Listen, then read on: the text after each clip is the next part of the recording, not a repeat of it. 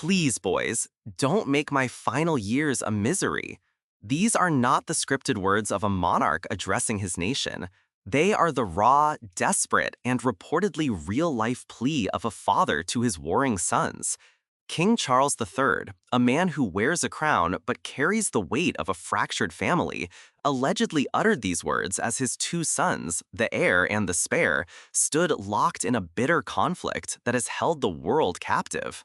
For what has felt like an eternity, the silence between Prince Harry and the British royal family has been a chilling public spectacle. A Cold War waged through tell-all interviews, bombshell books, and a vast chasm of geographical and emotional distance. But now, from behind the gilded, impenetrable doors of the palace, there are signs that a tectonic shift is underway. The ice, frozen solid for years by accusations and recriminations, may finally be starting to crack. Today, we are pulling back the curtain on the clandestine peace talks that could rewrite the future of the monarchy. Is a royal reconciliation, once thought impossible, actually happening in secret? What is Meghan Markle's truly surprising and reportedly major role in this delicate diplomatic dance? And perhaps most critically, why is one key figure, Prince William, the future king himself, being deliberately and conspicuously left out of these secret talks, a move that threatens to torpedo the entire process before it even begins? We will explore every angle of this complex family drama, a story of hope set against a backdrop of public betrayal and private pain. It all ignited with a whisper, a carefully guarded secret that inevitably leaked to the press, sparking a firestorm of speculation, a clandestine meeting of top aides. Let's be clear, this was not the main event. Prince Harry and King Charles were not in the same room, not yet. This was the prelude, the diplomatic reconnaissance mission.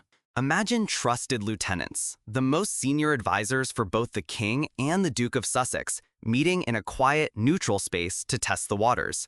They're the political navigators, sent to see if the sea is calm enough for the flagships to even approach one another. This single, tentative meeting is being hailed as the first concrete step toward reconciliation after Harry himself revealed earlier this year that he and his father were no longer on speaking terms. But this is a path littered with landmines, every step threatened by the explosive revelations from Harry's controversial and deeply personal memoir, Spare. To truly grasp the significance of this potential thaw, we must remember the sheer depth of the winter that preceded it. The chasm of bitterness that opened up between Harry and his family is vast. In Spare, Prince Harry didn't just air dirty laundry, he set fire to the entire wardrobe. He recounted, in excruciating detail, a moment when his brother, Prince William, the man who stood beside him at his wedding, allegedly became so enraged that he physically attacked him, knocking him to the floor where he landed on a dog bowl which cracked under his back. He portrayed his own father, King Charles, not as a benevolent patriarch, but as a man who often put his own public image and interests above the well-being of his son, a man allegedly riddled with jealousy over the attention and charisma of Meghan Markle. These were not mere disagreements, they were accusations of the highest order, bombshells that detonated the carefully curated facade of royal harmony and left a family, and indeed a nation that follows their every move, reeling and divided. For Harry, this was his truth, a necessary act of liberation. For the institution of the monarchy, it was seen as an unforgivable act of treason. So in this delicate ecosystem of bruised egos and deep-seated resentment, where does Meghan Markle, the Duchess of Sussex, fit into a potential peace process? For years, a persistent narrative has painted her as the primary catalyst for the rift, the outsider who pulled Harry away. However, new insights from those who know the royals well suggest a profoundly different and far more fascinating reality. According to the highly respected former BBC royal correspondent Jenny Bond, Meghan could in fact be the unsung hero of this reconciliation. Far from being an obstacle, Bond asserts with confidence that Meghan would be unequivocally supportive of a truce. The reason is simple and deeply human. She loves her husband, and she wants him to be happy. If repairing the fractured relationship with his father is what Harry truly wants and needs for his own peace of mind, then Meghan, as his partner, would be his most ardent supporter. This is a powerful counter-narrative to the one we so often see. If you find this perspective on Meghan's role in this complex situation interesting, please take a second to tap that like button. It's a great way to let us know you appreciate these deeper dives into the story behind the headlines. To understand this possibility, we must travel back in time, before the acrimony and the Atlantic Ocean separated them. The initial relationship between Meghan Markle and her future father-in-law was, by all accounts, exceptionally warm, genuinely affectionate, and brimming with promise. Prince Harry himself documented this in Spare, writing about how his father would become jovial and wonderfully animated in Meghan's company, engaging her in lively conversations about their shared passions, such as classical music and the arts. Then there was that unforgettable, globally televised moment at their wedding in 2018. When Meghan's own father was unable to attend, it was Prince Charles who stepped into the breach. He met her halfway down the aisle of St. George's Chapel and, in a gesture of profound fatherly kindness, escorted her toward her future husband. It was a powerful symbol of welcome and acceptance into the very heart of the family. Of course, an ocean of troubled water has flowed under the bridge since that day, and emotions are still raw. But those early seeds of affection suggest a foundation of mutual respect that, perhaps, was never entirely eroded. Beyond personal history, there is an even more potent and emotionally charged motivator for peace: the children.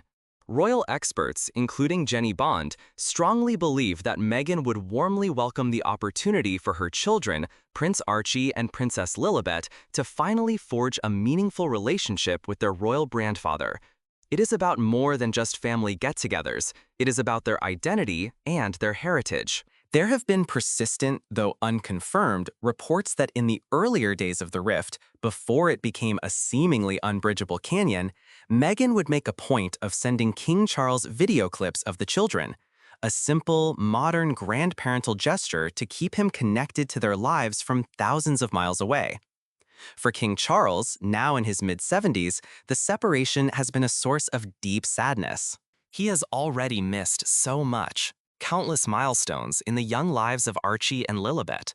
As anyone with grandchildren knows, children grow up in the blink of an eye.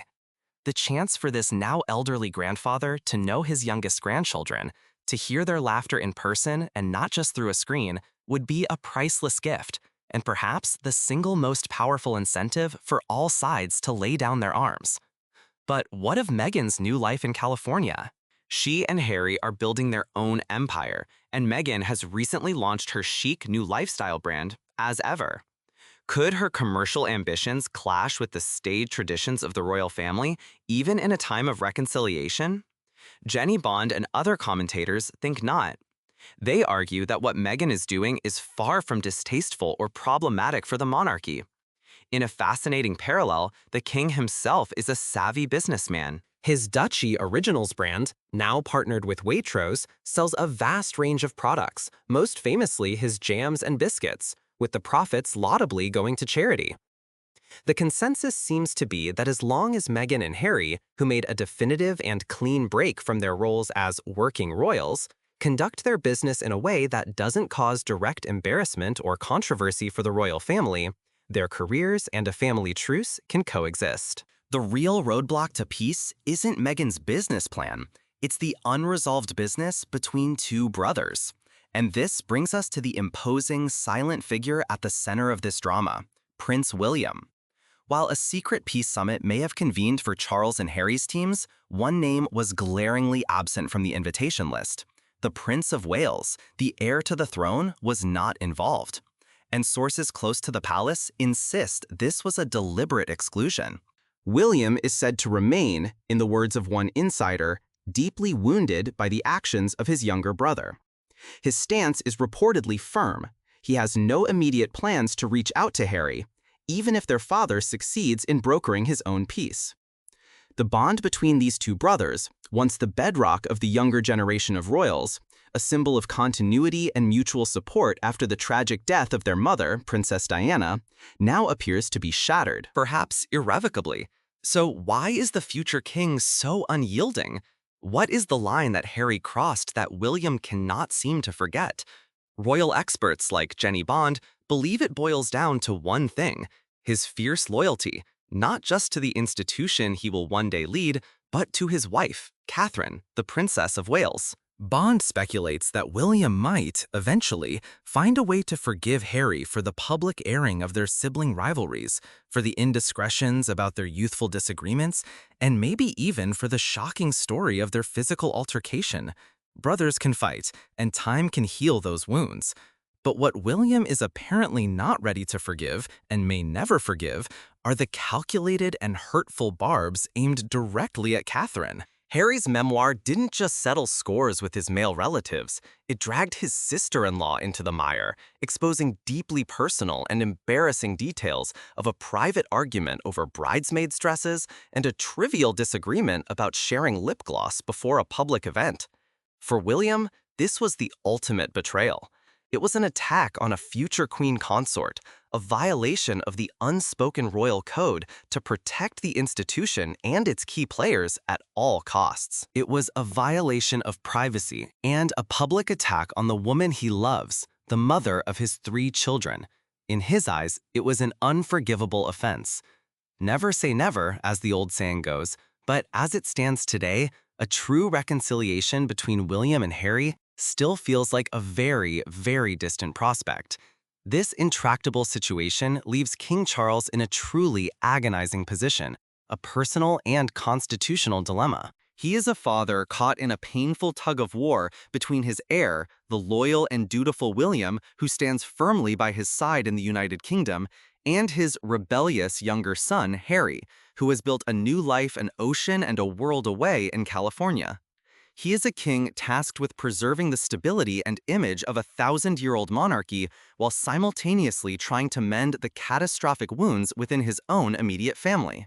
One can only speculate on the delicate conversations that must be taking place, the careful diplomacy required for the king to even broach the subject of a meeting with Harry's team to a wounded and resistant William.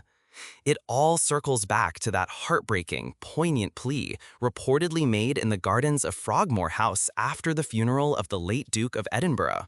"Please, boys, don't make my final years a misery." A successful reconciliation with Harry would go some way toward fulfilling his father's dearest wish. But can any family truly heal when its 2 sons, its 2 brothers, remain miles apart in every conceivable sense? And so, the path forward remains shrouded in mist and uncertainty. A fragile flicker of hope has been ignited, the profound and relatable idea that a father and son can find their way back to one another before time runs out. In a twist that defies the common narrative, Meghan Markle may emerge as a crucial, supportive force in this quest for peace, motivated by her love for her husband and a deep-seated desire for her children to know their entire family. Yet, the colossal shadow of the broken brotherhood between Prince William and Prince Harry looms large, threatening to eclipse any progress made. It is a deeply human drama of love, loss, profound betrayal, and the faint, flickering hope of forgiveness, all playing out on the world's most scrutinized and unforgiving stage. A full family reconciliation may still be a very long way away, but the first, hesitant, courageous steps have now been taken. This royal saga is far from over, and every development is critical in shaping the future of the House of Windsor. To ensure you don't miss a single moment of the next chapter in this incredible unfolding story, be sure to subscribe to our channel and activate your notifications. You will not want to miss what happens.